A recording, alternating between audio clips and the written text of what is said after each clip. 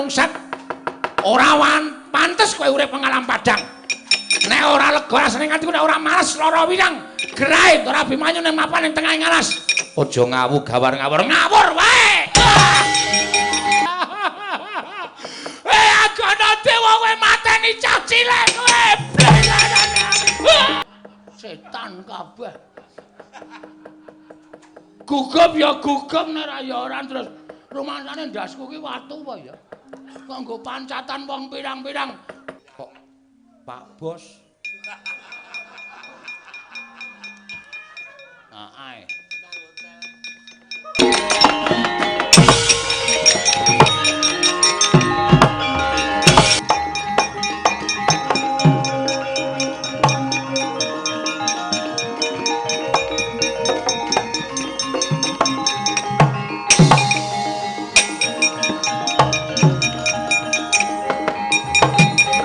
Nyata laruta saking kutha Sanggara kulayan tandulusa amangku sang Tyauta Manalendra muda wonten sawenehing jejaka ingkang ngaglat tengahing wana nenggih menika ta warnane satya saking gisiking samudra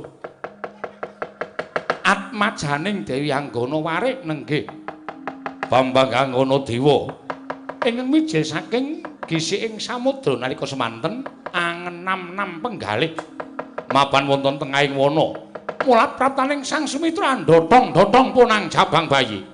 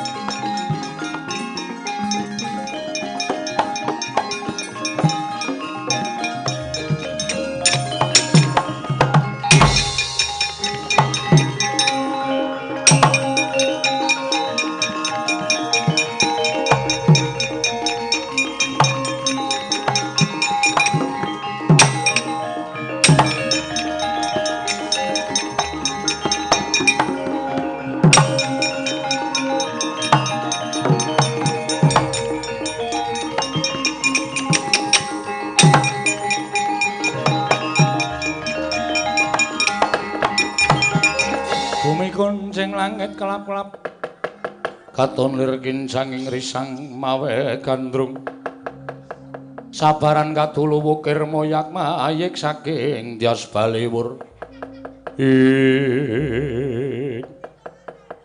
ana wujuding jejaka ingkang ngaglah ana ing tengahing dedalan kowe sapa takon marang aku mburi saka ing pertapan gisiking samudra putraning Kanjeng Ibu Andana Warik aku Bambang Andana Dewa Bambang Andana Dewa iya dasar kepara nyata kowe sapa Raden Sumitra Raden Sumitra iya ingkang mburi sapa aku Semar aku Gareng aku Petruk aku Bagong nuwun sewu Den iya Petruk piye peranganipun tiang-tiang teng wana mboten wonten ingkang ketingal Dad monggo Ndara Abimanyu keng Raka kaningaya teng tengahing alas. Ora mungkin Ndara Abimanyu niku iso mbrangkang saka Ndarawati tekan tengah ngalas. Mesti ana sing tumindak culika. Monggo teng mriki sing wonten namung Bambang Andana Dewa niku. Mang takoni. Napa niku sing ngajeng gendhak sikara karo Ndara Abimanyu lan duwe niat apa kok arep gendhak sikara karo Ndara Abimanyu? Ayo ngaku kowe. No, Dana. Lho. Dono Andana Dewa. Ora ngerti perkarane malah nucuh marang Andana Dewa. Ora usah dadak mbok tutup-tutupi. Ayo kowe ingkang gendhak sikara karo kadangku sepuh Kakang Mas Abimanyu. Kowe ingkang ikara ning tengahing alas. Ora usah dadak selak, ora usah dadak kumbi. Ngaku ora. Sampeyan sing gendhak sikara karo Ndara Abimanyu nganti Ndara Abimanyu mapan tengahing alas. Bocah wingi sore durung ilang pupuk lempuyange. Lah kok dadi mang sia-sia ning tengah alas. Iki sapa malah muring-muring karo aku. Wis muring-muring wae. Ora ana menungsa liya kejaba sampeyan. Berarti sampeyan sing gendhak sikara karo Ndara Abimanyu. Wah, pancen bagusmu bagus. ning ora duwe rasa kamanungsan. Ora pantes kowe urip ing alam padang. Nek ora lega rasane atiku, nek ora males lara winang, grahe ora Abimanyu ning mapan ing tengahing alas. Aja ngawu gawar-ngawur, ngawur wae. Dar wae.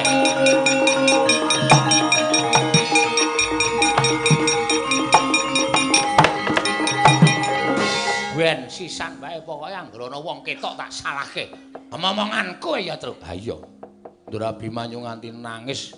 Nganti kaya entek luwe mripate nganti mentrul-mentrul kaya ngono kuwi. Apa, Tru? Mentul-mentul. Ngomong apa lho? Iki lho, ngisor mripat ki blenduk-blenduk nek kaya kowe nangis to. Ha iya. Wis bener kowe Nalagaring. Ora usah dadak melu-melu. Nadan kanthi gendong Kakang Mas Abimanyu, kridane Andanadewa bakal tak rampungi ngatos-atos, Ndara. Iya, Nalagaring. Lang-lang driya mangungkung.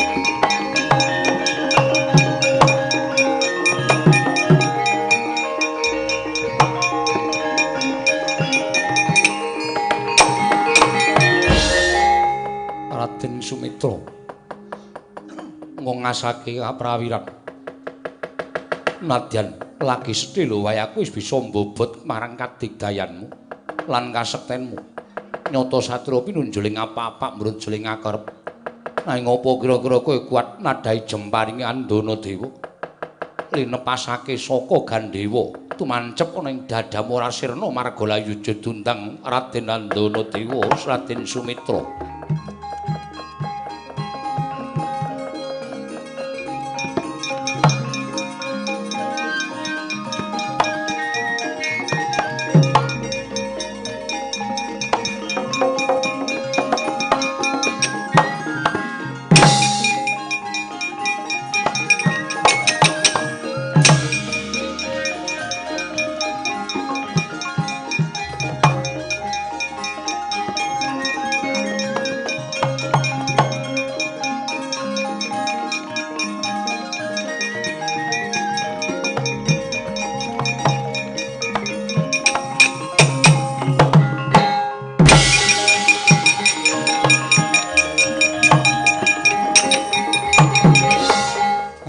Suramrata Jayamrata. Imbang yen padha-padha ora tumpama dadane Sumitra. Jemparingmu iso gawe babak kulitku aku meguru karo kowe. Kakang Mas Abimanyu, Kakang Mas. Oh.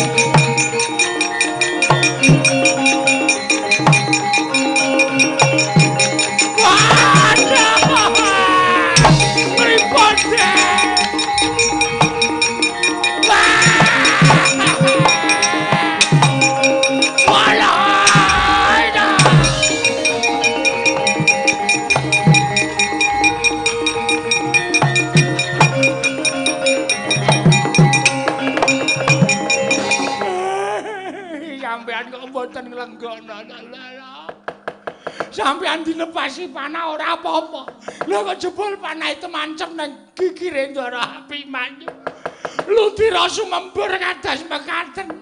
Kakang Mas, kula mboten mangertos. Agana dewa kowe mateni cah cilik kowe.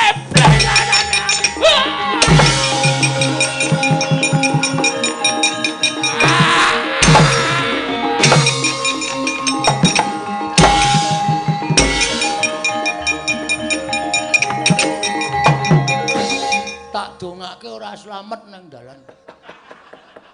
Setan kabeh. Gugup ya gugup nek ra ya ora terus rumangsane ndasku ki watu apa ya? Kanggo pancatan wong pirang-pirang. Andana dewa penyakit kowe. Kowe ngeculke panane rung iso manah ki aja iso manah. Sing tok. Apa jenenge kuwi? Sing tok panah karepmu. Ndara Sumitra, ning ngerti ya, kena gegere Ndara Abimanyu. Den sampeyan pripun, Ndara? Bago, dudutke panahe. Aja nganti mancep ning gigire Kakang Mas. Nadyan Kakang Mas wis sedo. Dudutno panahe Bago.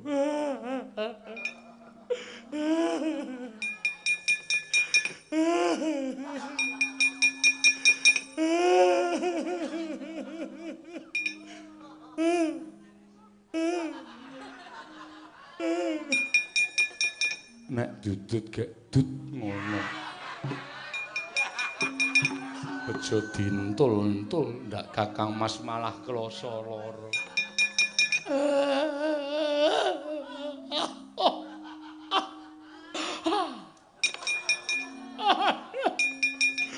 Gegere bolong semono kok bocah. Gegere bolong kok kon ora tekan ning pati. Andana dewa, amuk legane atiku kowe.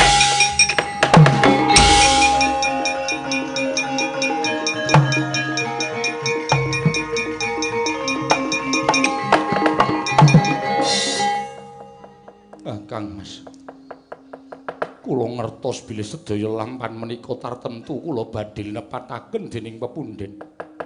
Awit kula sampun wantun anggendhong Kakang Mas Abimanyu kula ajak supados perang mengsah Raden Andana Dewa. Kakang Mas, monggo kula dherekaken kundur dhateng negari Ndarawati supados rinukti dening Kanjeng Prabu Sri Bathara Kresna. Kakang Mas.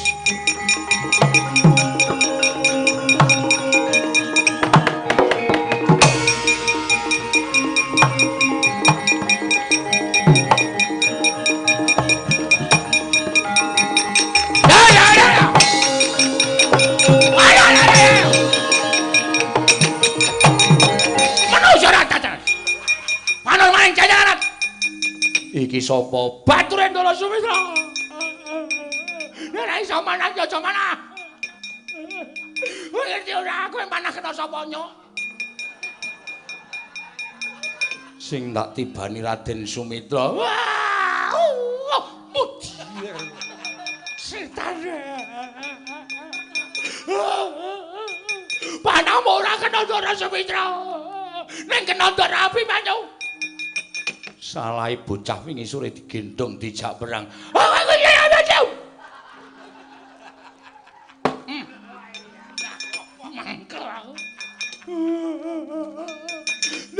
Abimanyu sedo. Abimanyu sedo kena panahmu, Cok. Jan, Cok, jan. Setan kowe. Ora duweni. Raden ya Raden. Ayo. Iki gamelane kok do meneng wae iki piye? Piye? Ora dipercaya kanca-kanca kowe. Oh, doyak terus doyak yo.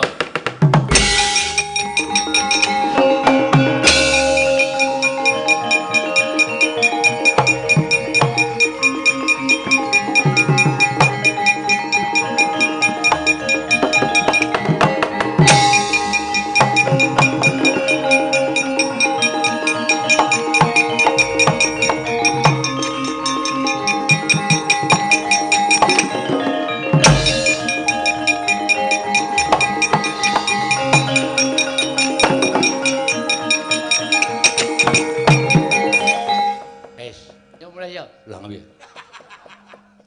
Andana dewa nyemplung segara. Coba ya arek iso nututi nyemplung. Waduh. Petruk. Moh.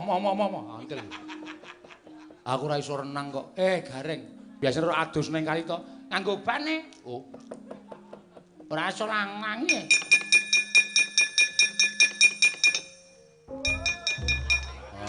Malah wong sing tememan ngono kae.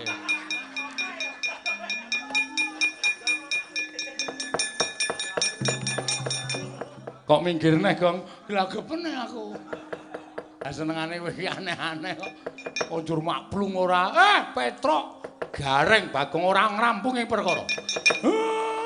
Sedane Ndarama Abimanyu ditotoi patine awake dhewe. Woi! Wes!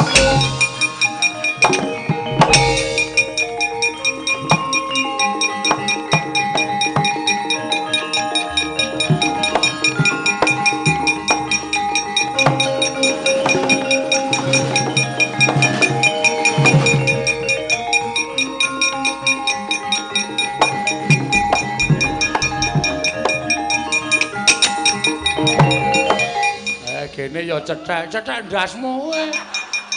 Kowe njaluk pundi aku kowe. Aku sing aku ngombe tenan. Santai, Gong. Santai. Wah, ora usah mbegan tenan, Tru. Wis gong-gong ora dikul.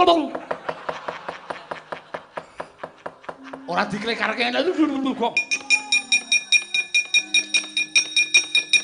Niki jenenge Ade.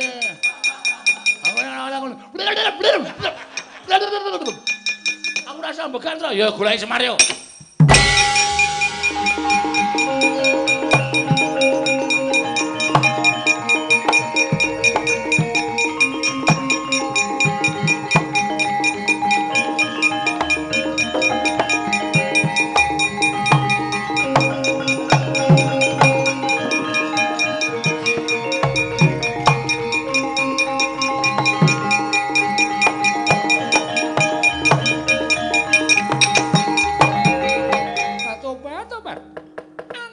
Dewa anakku cah bagus ya gene.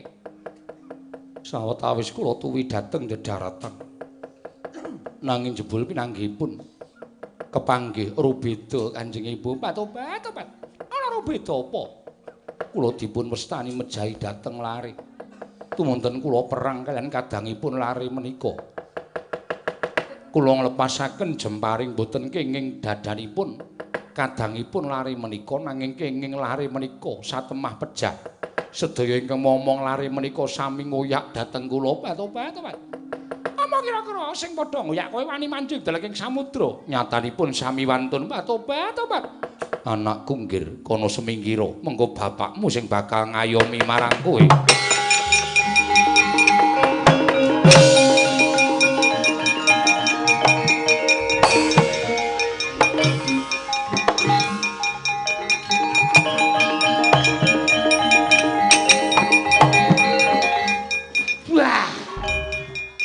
Kok jero segara kok ana gua apik banget kene, Pak.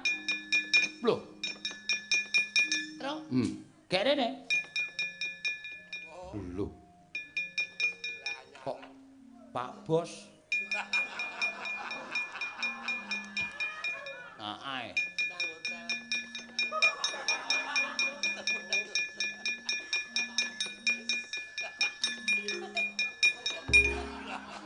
Bagong kae ngopo wis ora ana banyune kok glelenge ra jam. Petroke ana wong lucu senengane nggane. Welo. Bela. Anter meneh. Piyayi kok kaya ngono lho. Jan wis. Kare ngenten-enteke temenanan lho. Wela. Edan. Ya, Tru. Ana wong bagus ki jan luar biasa tenan. Wah, dan wis. Semar. Nggih. Nolo Garing Petruk lan kowe Bagong. Tobat. Pengen pirsa dateng lak tiang-tiang menika kuwi ponokawanku. Piye? Lah ponokawane kok bujung-bujung datenge putra? Mangriyen. Kok nyebut keng putra menika? Aku Andana Warih. Andana Dewa kuwi anakku. Lah bapakne ya iki. Ngandel ora.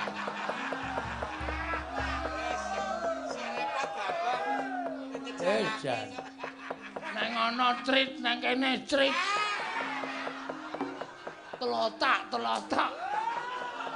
Mbok ya semen iki ya ngopo ngono lho. Apa senengane ora? Ana apa Semar? Sampeyan nek kula kandhani mesti mengke muntap. Nek ngantos muntap sing mangdukani putra sampeyan. Anakku sapa? Andana Dewa. Sebabe Kula caosi prisa nggih, Den. Kang putra Ndara Abimanyu niku kula temokke teng alas. Ngoten. Kula temokke teng alas. Lah banjur Ndara Abimanyu kula temokke teng alas sing nemokke kali Ndara Sumitra. Lah terus pinanggih kalian Kang putra Ndara Andana Dewa. Nganti selin surup, selin surup. Dadi perang. Kok Kang putra nglepaske panah. Ora kena Ndara Sumitra, ning kena Ndara Abimanyu. Lho. Lah anakku piye? Ndara Abimanyu seda, Ndara.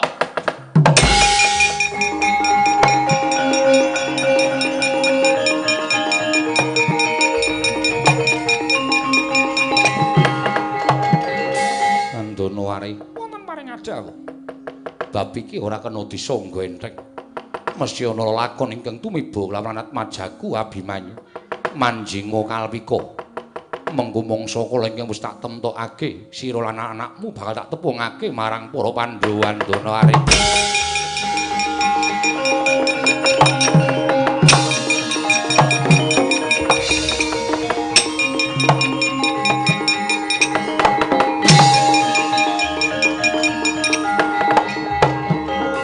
Kelepat tenan ora?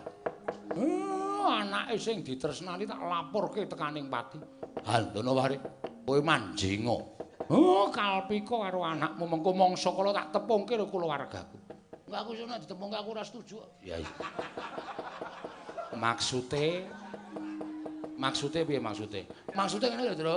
Nek Ndara Janaka ki nempungke Andana Warih karo Andana Dewa ki garwa lan anake aku ora setuju. Oh. Aku pokoke iki setuju Ndara Janaka ki mengentuk Ndara Abimanyu. Anu sembod. Anak-anak Ndara Abimanyu wis titik kuwi. Ndara Srikandi, Aku jane ora pathok-pathok. Larasati, Ora cocok. Manuhara, Kuwi meneh. oh, dadi kowe iki jane ora seneng karo garwa-garwa Madukara to? Ora.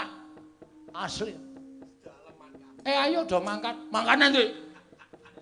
Mangkat metu saka kene iki ning negara Ndarawati ora kok iki dirampungi kok, Gong. Ayo, Mer. Kowe iki ya ngapa mbok kok ning kono kuwi?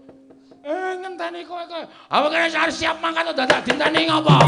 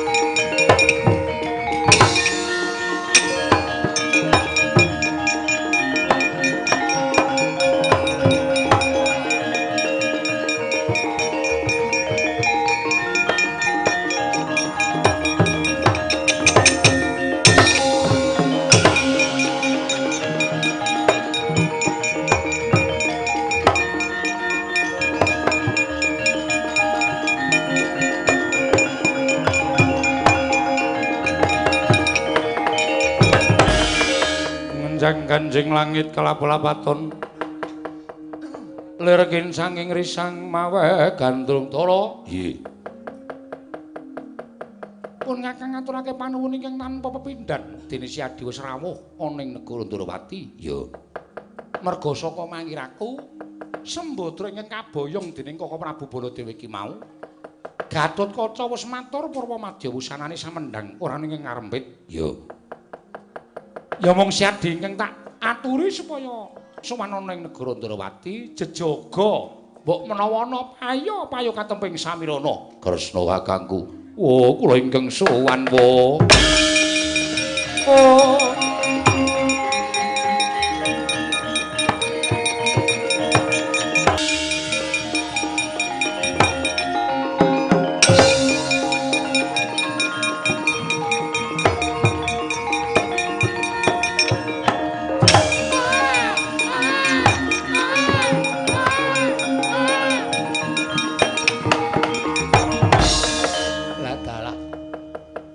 Durung titi wancine Abimanyu kudu bali marang panguwasaning Gusti Sumitra. Wonten dawuh.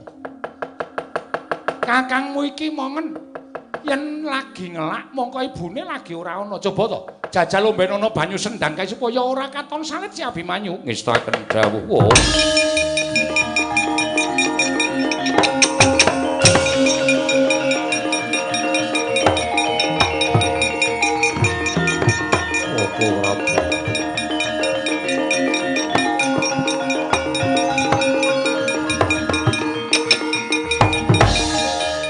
Koko Prabu sepinten kalepatan kula diagung pangaksami Koko Prabu kula sampun lirwa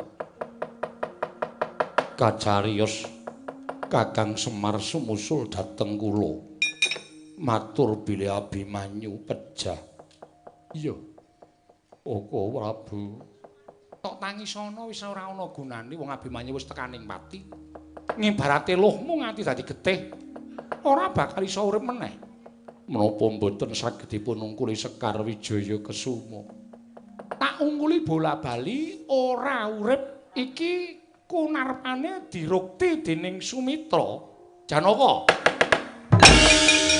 ora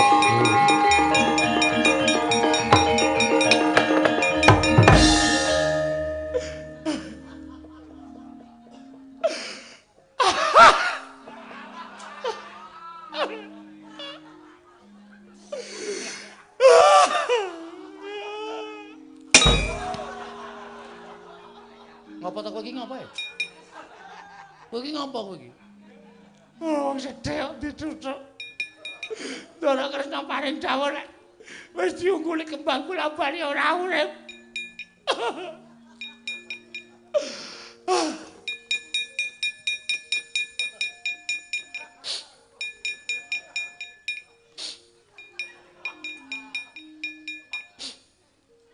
Nangis pilek.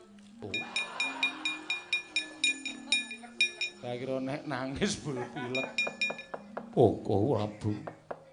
Wis ora usah perlu tok tangisi. Tok tangisana tanpa guna. Ya mung saiki kewajibaning wong lanang aku tak takon karo kowe coba wangsulana. Yen bojone diarah karo wong, mongko mangkel-mangkle wong lanang kuwi dirusui bondo donyane.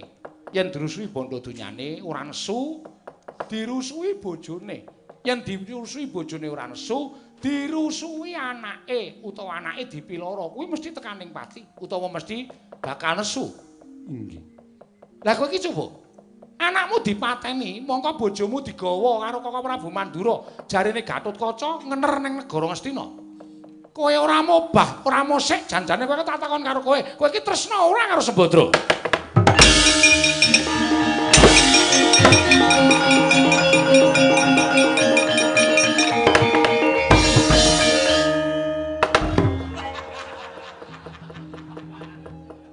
Petruk ki ya ngapa nyuwuk barang ki ya ngapa lho. Tanpa omong, tanpa nganggo piye-piye Gatotkaca. Wonten dawuh. Pamanmu awat-awatana sendika.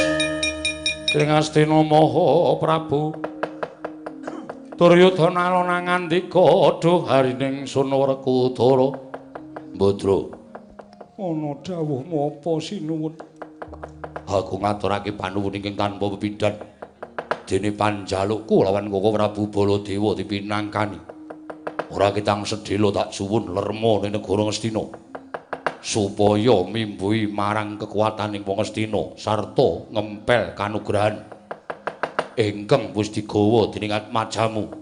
Iya Kakang Prabu aku mengkari manut. Sembadra mapan ning taman kono.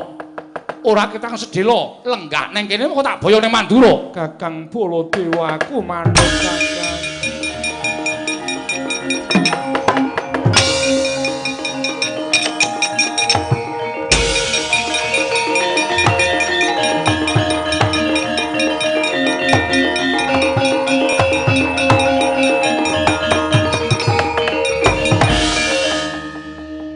Kaya Janaka dasar kepara nyata. Lho, Yayi. Si Adi ora basa arepun Kakang ora nganggo tata krama. Janaka, aja kaya bocah cilik. Lah kok dadi nungkak krama karo Yayi Prabu Duryudana. Si Adi kuwi kalah tuwa. Si Adi kudune nganggo tata krama. Wis ora perlu nganggo tata krama. Aku nganggo tata krama yen to gedhoane menungsa Ngastina.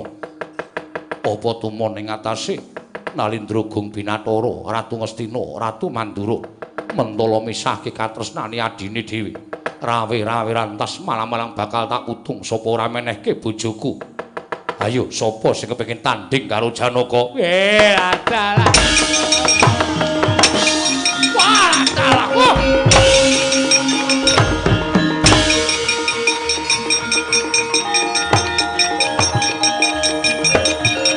Ayo, sapa wae?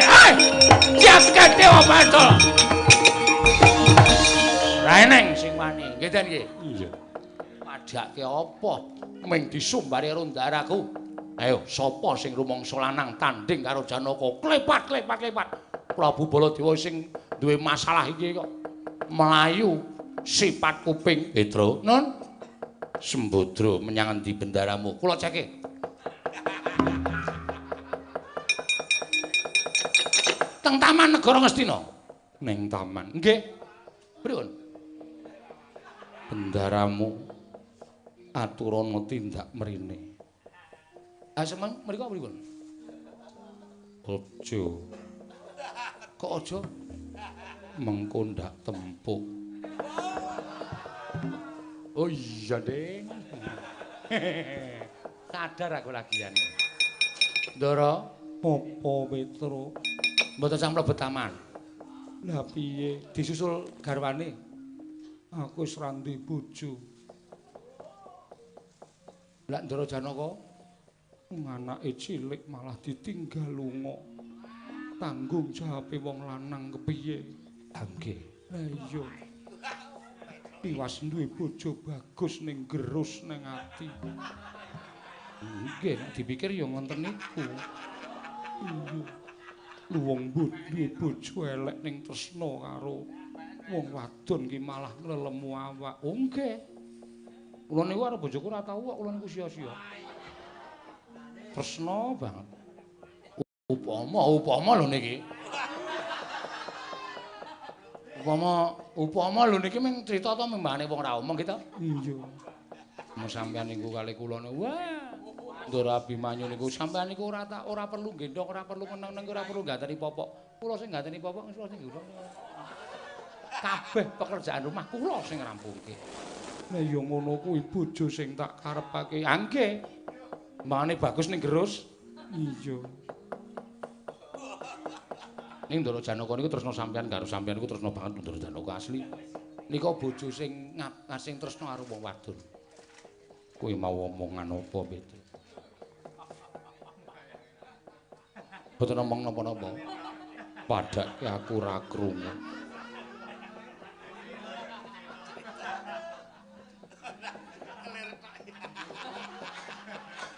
Engko teng rika engko kelire kosong. Ora apa-apa. Sembadra, apa ayo bali. Nek durung kersa kundur ya ora sah bali sik. Ora, aku wis kleru ayo bali Sembadra.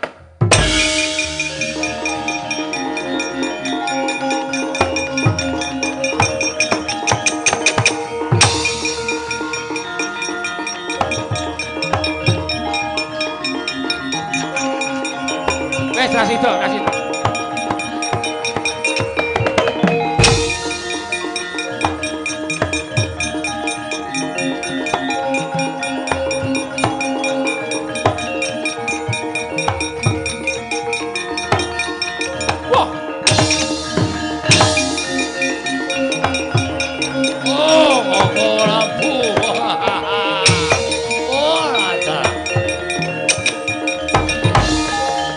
Pun Sembadra pun isa teng negara Ngastina. Kula mireng kabar nek Wara Sembadra Kakang Mbok Bratajaya pun teng Ngastina. Kula wis nyandang cara manten kok Prabu. Kula wis nyandang cara manten, kula dijawabke karo Mbok Badra. Dijawabke karo Mbok Badra, Prabu. Bratrawa. Kula usik. Nggih, pun mboten kuat nika. Kula pengen rabi. Yo. Ning sawangen. Sembadra jane wis prape negara Ngastina. Abimanyu wis tekaning pati. Lah kok jebul Janaka nyusul nang negara Ngastina. Lah, gagal maning son.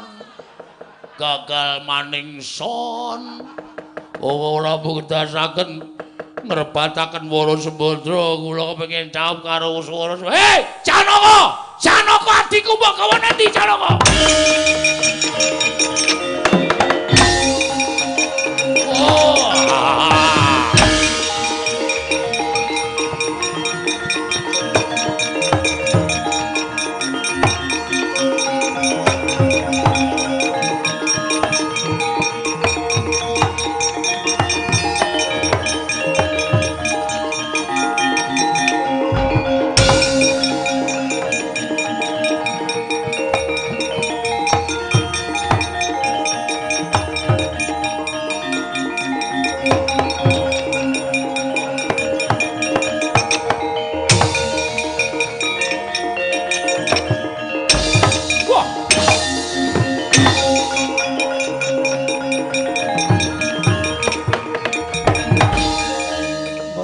Babar pisan jebul wonten wewadi ingkang siningit wonten penggalih paduka. Nalika semanten pangandika paduka repa dhateng raying Dwarawati supados kula maringaken utawi nyaosaken dhateng pun Sembadra. Kok jebul mboten tumuju wonten negari ing Mandura nanging menggok dalan wonten Ngastina. Ancasipun kados pundi? Yo, pancen tak jarak. Mergo aku tinengesan ing Siburisrawa. Nggone gandrung-gandrung kapirangku lawan Wara Sembadra. Mula niatku iki aja tak anggep ala, ning niatku iki petungan kanggo niat sing apik. Becikipun wonten pundi kula badhe nyuwun priksa. Sembadra iki tadi bojone Janaka ki ngros atine. Janaka ki seminggu ning omah, 4 taun minggat. Janaka ora tau sapa ning Kasatriyan Madukara. Mula ora aneh nek Sembadra tansah purih ana negara Dwarawati. Mula tinimbangane Wara Sembadra ki lara ati, timbangane Wara Sembadra ki tansah kagol-kagelan atine, rabi karo wong bagus, luwung tarabe karo Bratrawa, ning tentrem atine, mukti rasane Kresna. Nuwun sewu. Ingkang saged mangertosi mukti lan maremipun manahipun Sembadra menika sinten? Wong sing jeneng wong rabi ora nganggo tresna kuwi bakale ora apik, bakale ora becik. Ngoten.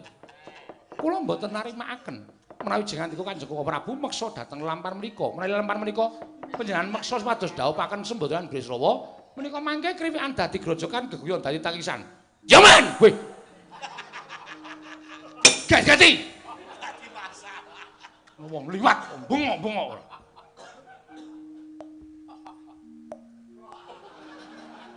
Deg-degan. Itu Petrus ngomong teng, Bang. Lah panjenengan ana wong liwat kok ya bengok banter banget. Wong biasane ora liwat kene kok dadak liwat kene. Pokoke tak jaluk. Sembadra tak jaluk. Menawi mboten maringaken, ora tas malah tak putung. Ora ana tabeting Kadang Taruna karo Kadang Werda. Kresna tanggep mungsuhe Baladewa. Werkudara.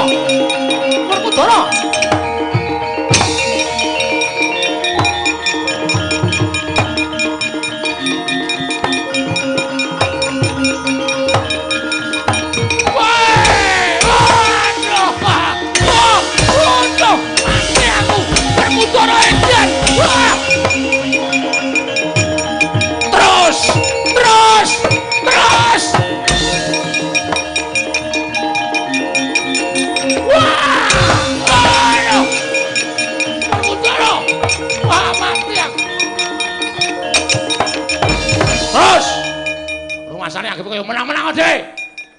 Pokoke dhe bojo arep dijaluk sing wedok karepe piye? Terus Den, mutar. Eleke ora. Dadamu iki dadane. Oh, kampungmu kapan kowe? Anggepe sak penake dhewe ora. Sapa arep dikalake, sapa arep dikalake? Apa rumahmu Ndara wedi karo sampean? Ngono. Pakartimu sing kaya ngene iki Ndara Abimanyu sing bocah iku sore kesempet ing Aradan. Paham? Sing kenceng, Den. Ayo, mutar. Mutar kowe. Anggepe apa? Lho Den, mesakake. Niki keng raka. Kadang werda. Mencla-mencele.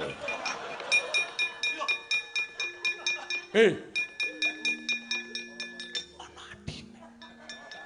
Sapa? Iya.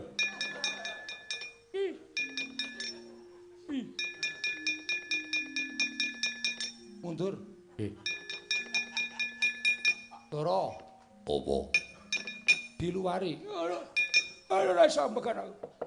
Ora sampekan. Oksigen mau piye? Hus. Ra kena.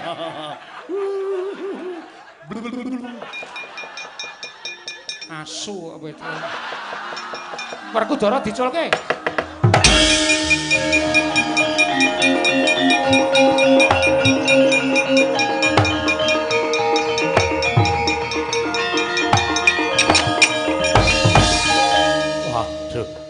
Wah, mati ya. Werkudara. Wah, molong gantang pun Kakang tanpa dinawi wektu ditendangi sak penake dhewe. Upama dudu Baladewa tekaning pati ki mau. Den. Rasake. Kapok ora? Iya, saku kapok. Kok Prabu dos pundi? Menapa Mas tasih badhe misaken sembodolan Janaka? Ora. Abimanyu anggenipun panjenengan bucal wonten telenging wana nalika semanten ngantos dumugi ning pejah. Lho. Abimanyu mati nanging samangke sampun gesang malih. Amargi kula kuli Sekar Wijaya Kusuma. Aduh, Yayi. Waduh, yen ngono luputku gedhe tumraping kulawarga Madukara. Sembada Janaka Abimanyu aku caluk ngapura, Waduh, mati aku.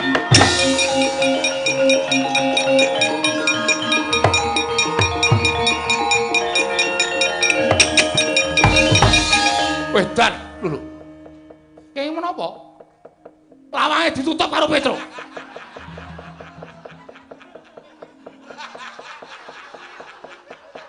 Tak dodok bola-bali ora dibukake.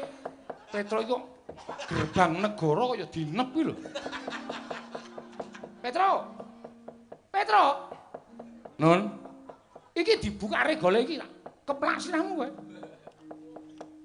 Yang ajeng mlebet sinten? Aku. Wah, nggih monggo. Nggih. Edan diganjel watu semono gedene. Kok ora Bumandra arep mlebu dibukake. Mengke mateni wong mleh. Ora. Wis tak dibukake. Nggih. Monggo sinuwun, ora caturan. Wis bacut nesu e. Janaka Sembadra njaluk ngapura aku.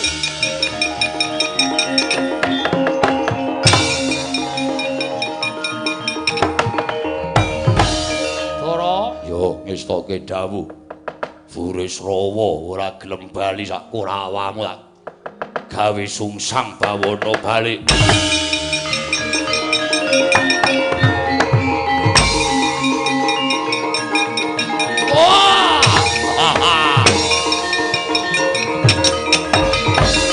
Werkudara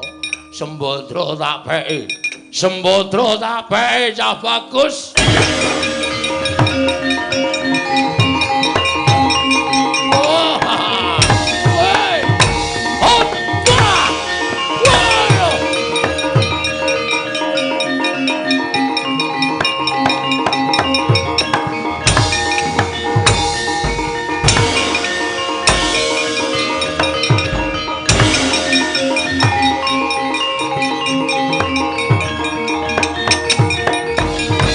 Arsa madangi jagat tuk munguk-munguk paning sapucaking wukir marebak bangsu mirat keneng soroting surya mega lan gunung